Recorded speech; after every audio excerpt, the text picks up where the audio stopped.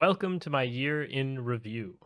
I will be talking about this year in retrospect and the things that were the most impactful, the most excellent, and the biggest bangers. Before I get into the nitty gritty, I want to establish a couple rules that I set for myself, though, so you have an idea of what I'm going to talk about. When I talk about content in this video, whether it's movies, books, or something else, I'm going to talk about content that I started consuming in 2024 and not anything that I started in, say, December 2023. Now, you may also wonder at the length of the video. While I'm scripting this part out, I'm already 6 pages deep and not even halfway done in figuring out what I'm going to say before I say it. This is a long video, and the reasoning is simple. I prefer long videos. I like to clean and listen to someone yammer on and on about whatever, and that's kind of one of my preferred YouTube listening experiences. So I'm offering that back. It's a video for people like me. So get yourself in cleaning mode and enjoy the ride. I'm going to start with books. This year has been a brutal one for me in terms of reading. I have done the worst in relation to my Goodreads challenge since the first year I started doing it. Wow. That said, there are still 5 pieces of literature which I think deserve a huge shout out that I engaged with this year. At number 5, I would put Brandon Sanderson's epic conclusion to the first arc of the Stormlight Archive, that is, Wind and Truth. It is my least favorite book in the Stormlight Archive, and yet it's still one of the better books that I've read this year. I would say it barely edges out over Priory of the Orange Tree. Why?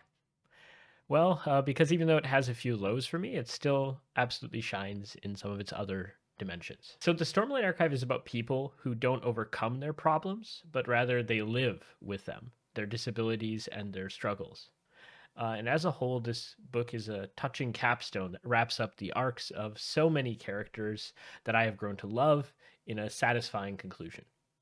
All in all, it's a sad and bittersweet ending that I really wanted and needed. I zoomed through the book in, I think, just a couple days. So that kind of gives you an idea of my pace. This will also be my plug for the Stormlight Archive in general.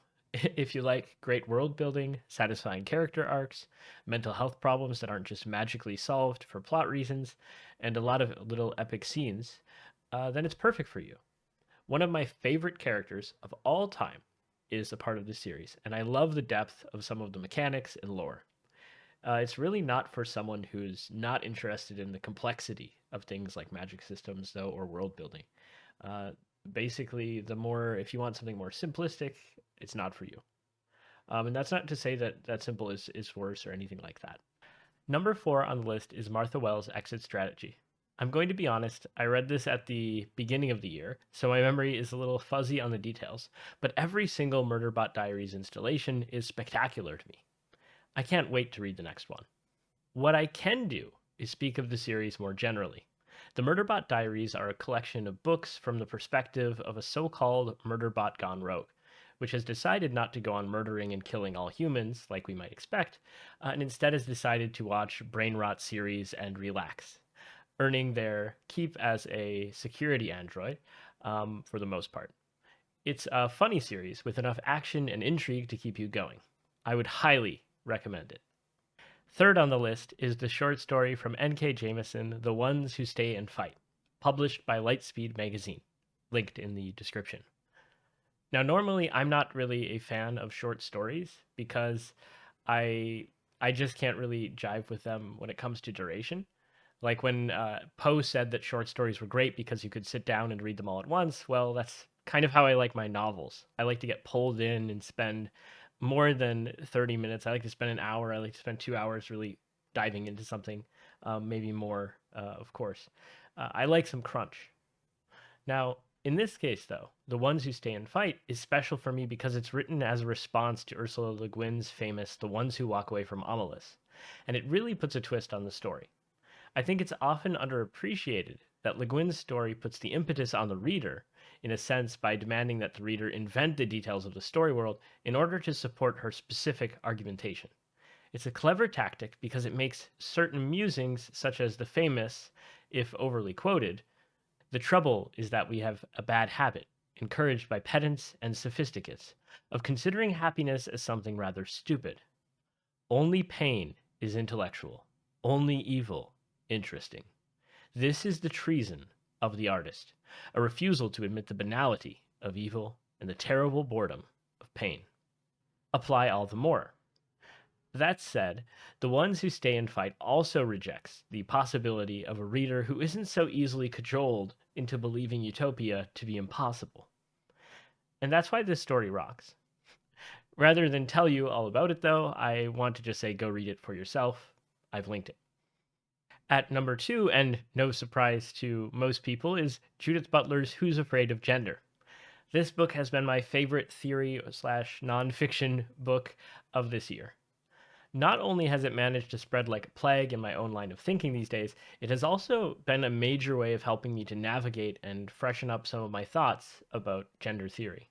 Although not explicitly concerned with the representative identitarian theory that might be arguably more useful or practical in my own renewed interest in the field, the concept of the phantasm excites me and is a great through line for a more dense read. Now, I enjoy Butler's writing style greatly, and while it is a bit repetitive, it's all built in a layered fashion to support many of its primary takes and theses, which I believe it argues excellently. So go read it. It won't make you gay. Number 1 shall be claimed by my problematic favorite, J. Kristoff, and his Empire of the Damned, the second novel in the epic fantasy Empire of the Vampire series. I could simply say, epic vampire fantasy awesome, and leave it at that, but I'll add a little bit more. The world of this series feels large, and the way it deals with its religion, the one true faith, is worthy of recognition as the kind of fantasy religion born of the horror stories that kids tell about their Catholic schools. You can tell from its gothic as hell cover that it's promising something mostly grim, dark, and full of terrors, and you get exactly that. This book and its predecessor are both full of gory violence and badassery at the edge, which is apparent from its other, probably more common cover that looks like what I thought was cool when I was 13. I'm sure some of you would say it's cringe, both in terms of cover and content, even from what I've just said, but moving past cringe and just having fun is worth a shot sometimes. It's Rothfuss's Name of the Wind meets Sanderson's Mistborn meets Dan Brown's Da Vinci Code, and I guess some Souls games as well. It's a whole lot of action-packed, and it's awesome. Check it out. When it comes to video games, this is one of the better years for me. I often end up being locked into playing a small amount of games, but in a considerable amount of time. But this didn't happen this year, as I've embraced my more experimental and indie side overall, something that I began with last year. Now, 2 years ago, I guess. Before I get to my list, I want to shout out some games that I couldn't include, even though I love them and even played them quite a bit in 2024, because I first played them in 2023. That would be Baldur's Gate 3, my favorite game of all time, Inscription, and one of the funniest games I've ever played with anyone else, Monster Prom 2, Monster Camp. Someday I'll even record a video or stream it on this channel. I also want to shout out some honorable mentions that didn't quite make the list. Those would be Road Warden, Immortality, and Not for Broadcast. Road Warden is a somewhat traditional choice style of game with a unique aesthetic and tough choices, while the other two are FMV games that both offer really great experiences that are gripping and worth playing. I blame Immortality for sucking me into FMV games, but I think they will be some of my favorites in years to come, and I'm hoping you'll get to see something about them at some point. Now, on to the meat. At number 5, I would put Viewfinder. Viewfinder, if you haven't already heard of it, is a unique puzzle game that involves being able to take pictures and place them in the world as real objects, like portals into a new dimension, as in you can literally walk into the pictures. It reminds me of the most innovative parts of games like Perspective, Superliminal, or Antechamber, but with an actually exciting story that pushes it above the others. I'm really kind of a narrative junkie, so that's what I need from my puzzle games. In a nutshell, the story follows a character exploring a virtual simulation world devised to find solutions for the effects of the climate crisis. In order to find the results, you must move through the spaces that the researchers designed, and listen to recordings that they made, read post-it notes they've left behind, and piece together the story through an adorable Cheshire cat that I'm not including in my footage because it was strange to get footage of this game after already beating it. I loved it though, and I found it really challenging at the end. Please check it out. At number 4, I would have to place Overcooked 2, one of the most stressful games I've ever played, alongside maybe Only Keep Talking and Nobody Explodes or Dead by Daylight.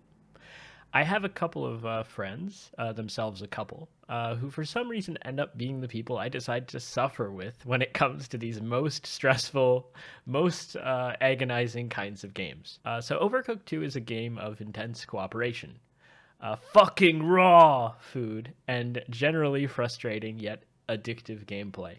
Each level is timed and has star ratings determined by the amount of orders you fulfill and the speed in which you fulfill them, and it is hugely satisfying to beat them. This rusty gameplay, for me, is on the level that I am stuck on in solo play, which exists for those moments when you've already beat everything with your friends and now want to subject yourself to the hyperbolic time chamber of torture for an additional bit of challenge. I didn't think I would like this game at all. So if you don't think you would, play it anyway. You might surprise yourself. Oh, and it got me addicted to PlateUp, which I think is an even better game, but which can't make this list because I just got it. I haven't played it enough, and there's not enough time for me to go back and change the video now. This is already quite a project. Number 3 is another game that is cooperative, and one I've now been playing every Sunday morning for a while. It's Grounded, the game that takes Honey, I Shrunk the Kids, and the overactive imagination that at least I had when I was 12, and turns it into an actual game where you run the hell away from scary insects, build, and you explore. It seems only right to compare it to some of those other survival kind of builder games like Minecraft, Rust, or 7 Days to Die, and in my opinion, it blows all of the ones that I've just mentioned out of the water. It's beautiful to look at with a fun aesthetic and sound design. Its bugs are hilarious, and unlike the average survival game, it feels like progression is evenly difficult. Interesting, and you never just waste 3 hours gathering resources for future builds in some kind of aimless way. Even with regular trips to the hedge to gather spiderwebs and berry leather that become necessary in kind of the mid-game, it always feels purposeful rather than directionless when it comes to like a grind of looting or mining, that kind of basic survival game loop.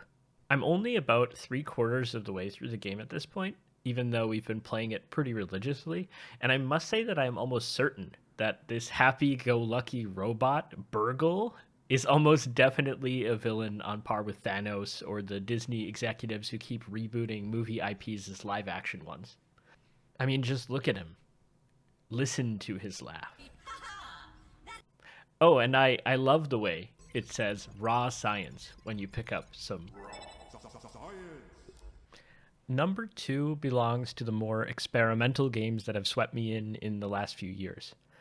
Designed by the creator of Inscription, one of my all-time favorites, Daniel Mullins, it centers on a sort of haunted house mystery frame narrative where video game characters have been brought together and are forced to confront that one of them is plotting a murder. And they're all from different genres, different kinds of games. Rather than limiting you to only one perspective that you follow through, you oscillate between those different characters as well as their memories. So you travel through these different genres of games while you're slowly clued in on the mystery at the heart of the story. Like other experimental metagames like the Stanley Parable, the Magic Circle, Pony Island, the There Is No Game series, this game resonates deeply with me by playing off of a general love of games. Even sections which I would normally hate, platformers or JRPGs, are pleasant and exciting here. Like all of Daniel Mullins' other games that I've played, the Hex is full of secrets, glitches, and even crazy ARG elements that require you to have a much more cooked, cryptographic brain than I ever could have. Even so, I still appreciate it. I really admire this game and the love that's put into it. I literally cannot believe how amazing this developer is and how they continue to grow from game to game. I am insanely shocked that when I decided to list out these games, that there was one clear favorite, though, that even beat the Hex. Detroit Become Human is number one. I love science fiction and fantasy. What I love about both is their penchant for philosophical musing, epic storytelling, multiple perspectives, and because they both force you to speculate. What would you do in this situation? SFF often tests the limits of our empathy and our beliefs in unexpected ways. Detroit Become Human is a tour de force in this category. You play as 3 different androids in a half-game, half-interactive movie akin to Heavy Rain, Beyond Two Souls, or the decisions that people made in, I think it was the second Mass Effect game. You spend the game watching and reacting, thinking and considering, often in a panic state under time pressure with ticking clocks that you're not even aware of. And it's a goddamn beautiful masterpiece, a hell of a game, and an amazing experience. In the game, you follow 3 perspectives, as I said. First, Connor, an investigative android who is trying to uncover why androids have become increasingly deviant. That is, increasingly human-like in their behavior. Second, you follow Kara, a housekeeper, replacement mother android who flees an abusive owner with that owner's child, attempting to escape first Detroit and then the United States. And third, Marcus, an android leading the charge for android rights through protest, through peace, or through violence. In each case, the game frequently forces you to confront how you feel about androids and humans, as well as sentient life in general. Are androids lesser beings? Are they equal? Well, let's see if you can prove it. The game plays with your feelings, all while drawing up huge historical connections to civil rights movements and huge moments of human love and strength while juxtaposing them with parallels to the Holocaust and slave trade. There are people who probably think that this sounds very heavy-handed, and it is, but it is also deeply nuanced and critical, offering awesome variation in its outcomes and storytelling, enough to piss off or arouse any completionist.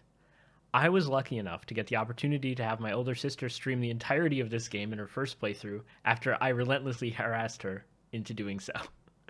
It was a completely different, equally wildly painful experience than my own first playthrough, and it was just as beautiful.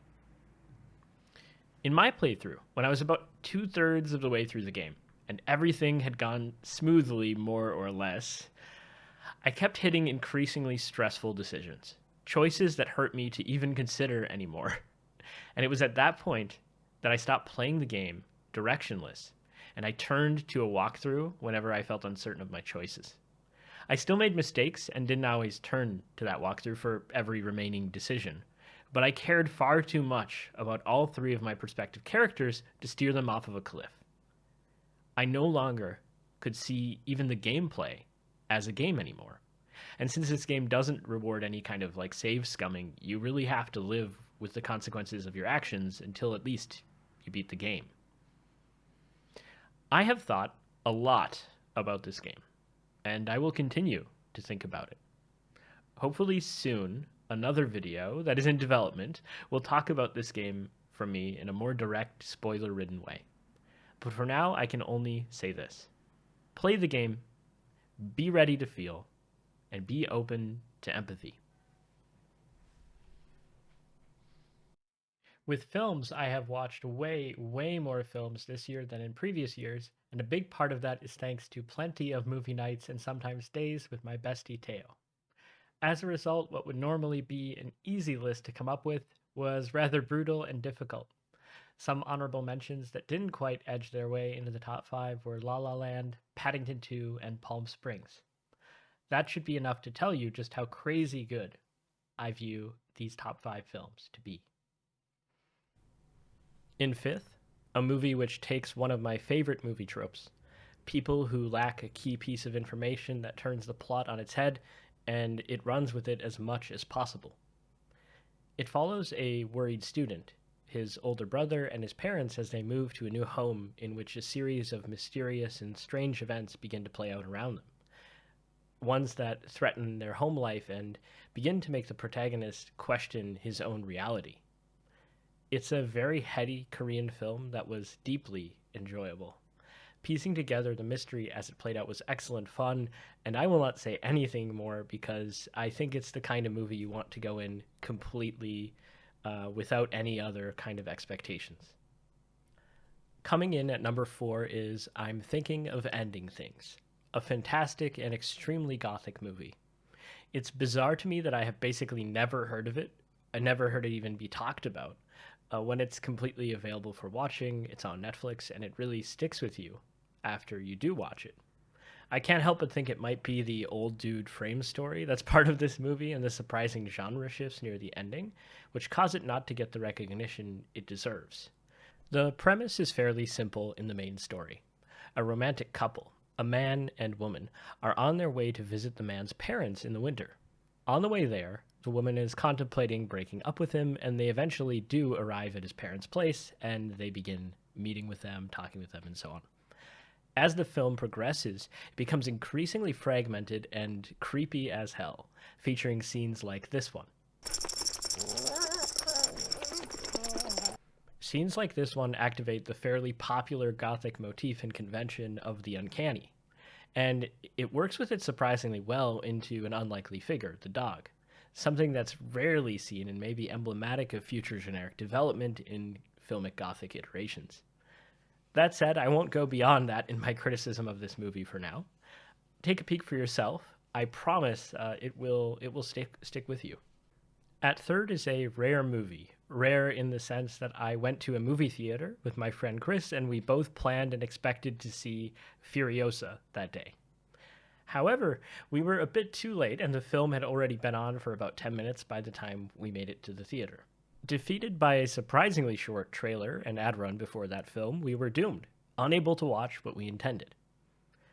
We looked at a few of the films and the genres as well, and then we started to look at the ridiculously high Rotten Tomatoes score that one of them had, and that got us to book tickets for Hitman, a romantic comedy noir mystery and vaguely historical film. Hitman is a masterpiece of a movie about a philosopher lecturer who poses as a hitman for the police due to an unexpected twist early on. The role starts to bleed into the real person as he realizes that he actually enjoys living as a hitman and grows increasingly obsessed with the whole shebang. I cannot sell it enough, and it's about 100 times better than I could ever describe it to be. Number 2 is Midsommar. In terms of vibes, I think it most resonates with Get Out, or perhaps even Pearl. A group of friends, several of which are anthropologists, travel to Sweden to study a summer festival in a remote village from which one of them came. It begins as a beautiful, picturesque movie, and slowly darkness starts to seep into the film as it increasingly takes odd and horrific turns. Watch it, watch it, watch it. That's all I can really say. It's got a kind of amazing culty vibe to it, and Florence Pugh acts her ass off in this film. And I guess there's not really much more I want to say. It's not for the faint of heart, but my gosh, is it for everyone else. And last, but certainly number 1, which would come as no surprise to anyone who has ever even been nominally aware of me in any real social context, is Dune Part 2. It was wonderful to see a movie that I wanted ever since I basically first read Dune to exist, to see it actually be made, and to have it be made with care by a real fan from Vanilla Wave himself. If you want to see where the coolest parts of the Star Wars universe, the Wheel of Time series, Lightbringer, or A Game of Thrones, A Song of Fire and Ice, all of these things, where they got their biggest inspirations, then come on down to Dune. You can read the book, you can start with the first film and come to this one later on, whatever, engage with it, if only for the impact it has on other stories. Just for that reason is enough. If you need more than that, come for the beautiful, amazing, spectacular cinematography, for the wonderfully unique and creative decisions made in this film. Or come for the grand sweeping narrative. I don't know, come for any of those reasons and watch this film. It is not perfect though. I'll be the first to admit that, but it's the best we could ever hope for from an adaptation of what has been tried to be adapted multiple times. And each time it was kind of said, well, Dune can't be adapted. This is an impossible to adapt. book. It has too much introspection. It has all of these sort of difficult things to manage that filmmakers can't address. But this movie does it. Well, these movies, I should say, there's a part one first and part two. But these movies together can do it. The cinematography, the writing, the acting, the bizarre sexiness of Austin Butler, the fact that this series of movies will drag far right idiots giddy with excitement into a shocking twist in the third movie that will destroy their worldview. All of those things and more are why this movie's awesome. I watched it 3 times in theaters, kicking my feet all the while, and that was barely enough for me. Regarding music, I sort of had to limit myself a little more. Part of the reason is that some of my favorite artists, Chloe Moriando and Frankie Cosmos, haven't really released anything I've loved in 2024. Most of this year, I have been listening to the new Beabadoobee album, This Is How Tomorrow Moves, in anticipation of her concert tour, which I very much enjoyed. If I didn't limit myself to one song per artist, it would have been just 4 or 5 of her songs here. Even so, I have a couple of honorable mentions, one of which would be a song from a TikToker I like, Misa. The song is called Konbini and it's a bop.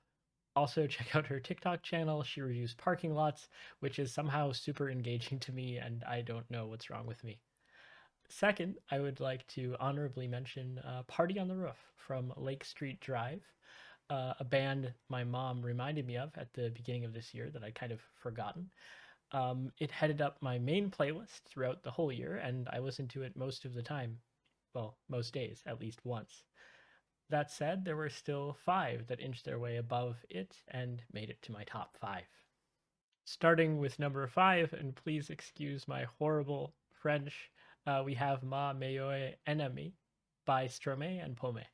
For those of you who have missed out on the Arcane hype, this is one of the many amazing songs from its soundtrack in its second season, and it packs a hugely emotional punch. I've already been a big fan of Strome since one of my exes got me into his music, specifically Papaute.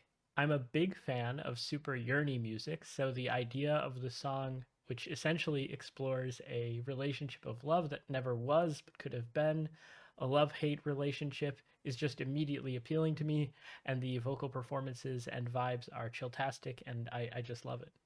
Number 4 is War Isn't Murder by Jesse Wells. I discovered Wells in his very unique voice, as you'll definitely notice when you listen to it, through TikTok, and have been consistently surprised at how he quickly churns out politically and socially relevant folk music at a rate that outpaces basically anyone else. I was torn about which song would arrive at number 4 to represent Wells. It was between this and his song Bugs, which is about how much he loves bugs, but I felt the political subject matter of this song is just too strong to pass up. In the song, Wells uses negation to start it off and make the claim that war isn't murder, and quickly demonstrates how we name those murder victims casualties in a way to dehumanize them.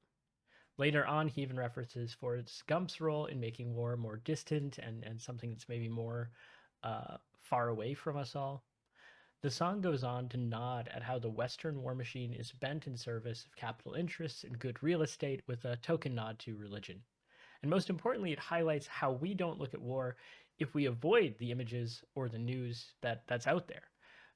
Then it isn't there for us. And of course, this is another moment of negation, pointing out that, of course, they still exist, they are still present out there really is still war happening, but that we intentionally or unintentionally diminish the existence of war and of murder so as to not acknowledge them. I think that's just like a very powerful, very resonant message, and it's also just a great song, so listen to it. Coming in third is You Love Me by Kimya Dawson, which I first heard a bit earlier in the year, but which I definitely listened to much more after watching Juno for the first time, which basically just strengthened my attachment to this singer and their voice. Anyways, this song, much like many of my favorites, is a sort of soft indie song with feminine presenting vocals. In this case, the song makes great use of proximity to place the piano and whistling within the song on opposite sides of your ears, and with a very present and intimate, soft style of singing throughout.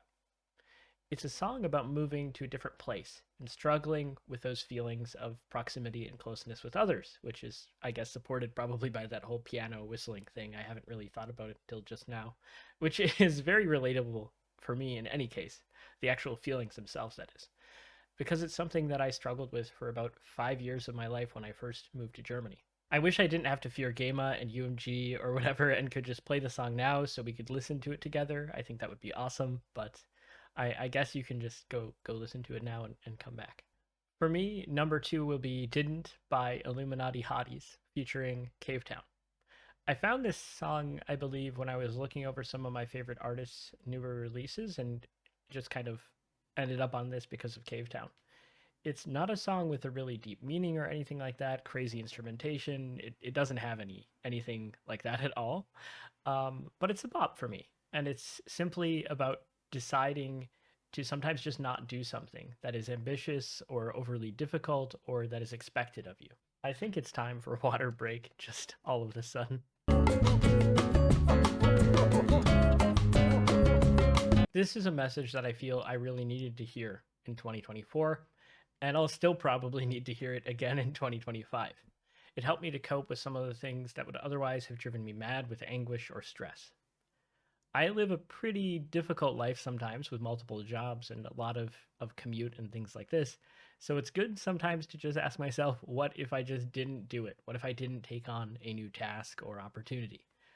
That can be very healthy to do sometimes. In first place, and by a mile, is This Is How It Went by Beabadoobee.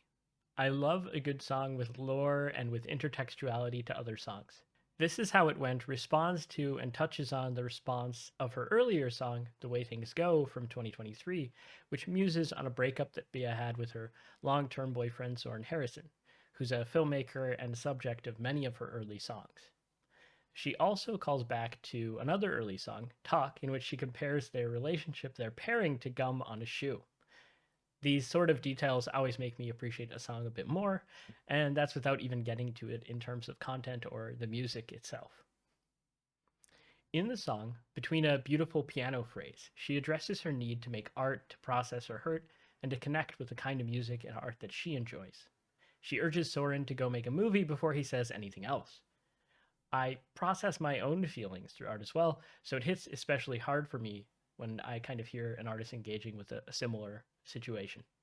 The hypnotic, lullaby-esque ending where she pleads to be able to sleep and how she doesn't want to talk anymore, she doesn't want to speak about it, is especially just kind of wow to me. Between Bea's whispery lyrics, which I love, and the genuine expression that comes through in the song, it's currently my favorite in her whole corpus, I think. TV is also something I went harder on this year than in previous years. I've been binging lots of stuff, watching things weekly, all kinds of stuff. I would say the gap between my number 5 and number 6 to 10 in my mind were all ridiculously close. So a bunch of honorable mentions for Chainsaw Man, Amazing Digital Circus, Invincible Season 2, Glee, and K-On! I will honestly say I have such a thing for music shows, but they give me a lot of anxiety when it comes to their endings. I feel almost certain that if Glee manages to stick its landing well enough, though, that I would place it at maybe number 3. Anyways, I digress. I'm not going to be putting Glee in the list, so instead let's turn to my biggest highlights in 2024. At number 5, coming in hot, and what I honestly expected to be the best thing I would watch in all of 2024, right after I finished it early on in the year, is Blue Eye Samurai. What a show. I love when a show starts out with me like hating a character completely, and by the end of the show I've completely had a 180 on them through a combination of intense gaslighting, fan service, and least importantly, a little bit of good old-fashioned character development. Blue Eye Samurai shows the inhumanity of colonization, the evils of discrimination against those who are less abled, with breathtaking art and clean and excellent fight scenes throughout. I think fans of Castlevania, fans of fighting, of blood and gore, of revenge stories in general, I think those kinds of people will absolutely love this show. It has so much to offer, and even if you're interested just in like historical stuff, there is some of that to also dig into, which I think is quite nice. Number 4 and deeply hype is Haikyu, the shonen anime about a boys' volleyball team and their struggles, and hopefully rise to the top. I haven't actually seen the final season yet, so I don't know if they quite make it. I'm not ready for that yet. Haikyu follows two primary protagonists with a healthy enemies-to-friend rivals relationship, Hinata and Kageyama. Apparently, they have a very Black Clover-like dynamic for people who are fans of that show. Hinata is the happy-go-lucky, never-give-up, can-do kind of character who has earned almost all of his volleyball prowess from pure physicality and hard work, while Kageyama is the stoic competitor, driven and angry to a fault, but with an immense talent. Members of the Karasuno team nicknamed the Crows, they, alongside their teammates, go from being a kind of meh team into a real powerful competitor. Haikyu manages to keep its level of hype at maximum when it needs to be, and it gives you a breath of air in the moments in between. Haikyu is full of tournaments and badass training and in-game tactics all wrapped up in volleyball.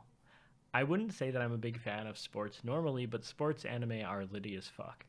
Fans of regular battle shonen should check them out as well, because I think there's definitely something that's being missed here. At third is Taskmaster, a British game show where 5 comedians compete in tasks judged by Greg Davies, the Taskmaster, and overseen by little Alex Horn, his sidekick and the producer, creator of the show. Each season of the show follows a single cast of 5 comedians as they compete over these different kinds of tasks, whether individually or as part of a group. Generally, the later the seasons in Taskmaster, the more insanely creative the tasks have become. Having just come off of watching season 18, which is fairly recent, I can just say that I'm consistently blown away by this show, about what it is like, and about how funny it is.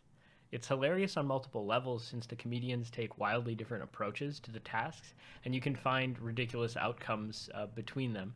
And Greg Davies always behaves in an extremely whimsical and tyrannical manner when he doles out his scores. I can't recommend checking it out enough, and I'd recommend giving a few episodes of Season 7 a try to start out, as it has an excellent cast overall, and it will introduce you to the show in a very effective way. Almost every season of Taskmaster is available for free on YouTube, so please give it a chance. You won't regret it, and you'll have no problem finding a way to watch it. Second place is reserved for Arcane Season 2. Perfect art, amazing music, wonderful characters, and beautiful storytelling and attention to detail. I almost feel like it should be number 1 just from describing its qualities. Arcane Season 2 follows up on Season 1 and explores the continuously difficult relationship between sisters Powder and Violet, as they continue to be driven further apart by their very different worlds. Arcane is at its heart epic fantasy telling many different kinds of stories.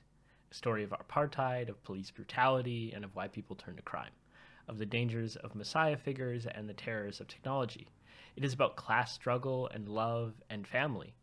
But above all else, Arcane is a touching story, and it's one about relationships between characters who feel like real people.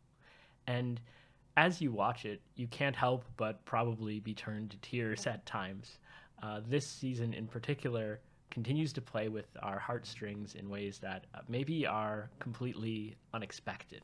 Just like at the end of its first season, I want there to be more, and knowing that Season 2 wraps up the story in a very effective way means that likely we won't see more of this story.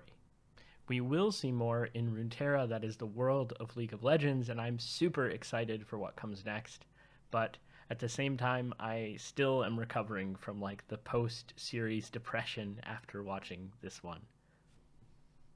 Nummer 1 is Kaguya-Sama, Love is War. Written by the same writer as Oshi no Ko, which has been gaining steam in more recent years. Kaguya-Sama Love is War is their first huge success, and it is splendid. The anime has a simple premise. 2 members of the student council, the vice president Kaguya and the president Miyuki, are in love, but neither of them are willing to admit their feelings for each other. Instead, they both attempt to get the other person to confess their feelings to them. Through narrative framing, tension consistently builds up and plays out as they try again and again to get the other person to admit their feelings, all the while denying their own. There are, of course, plenty of high school hijinks in the show alongside the other members of the student council, and it consistently experiments with its art style, with generic conventions, and just having a great time to deliver a truly impactful and amazing show. It even has a killer hip-hop episode for no good reason whatsoever, and it's awesome. Lovers of shonen that contain large amounts of internal monologue to build up hype, like Hunter x Hunter, will love this, as will any fan of romance. I'd say it definitely works regardless of your age because it is sometimes painfully, sometimes delightfully relatable. Kaguya is so special to me because it reminded me of just how inventive some anime can be, even in genres you might not normally expect. This video has gone on long enough, so I'll avoid a proper conclusion, even though I will now happily say I've found a way to decrease some of the glare on my glasses.